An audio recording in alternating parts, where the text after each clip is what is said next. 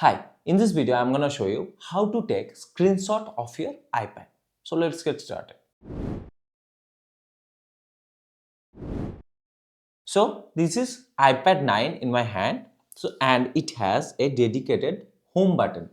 As you can see, it is older model. Okay, so if you want to take screenshot of that particular model or older model, then just place one finger on this power button and one finger on this dedicated home button below here.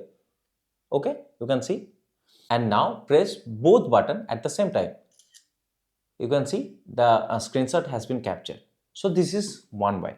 And if you have newer models which doesn't have dedicated home button, then put one finger on this power button and your second finger on this volume down button. Okay, and press both at the same time and your screenshot will be captured. So this is how you take screenshot on your iPad.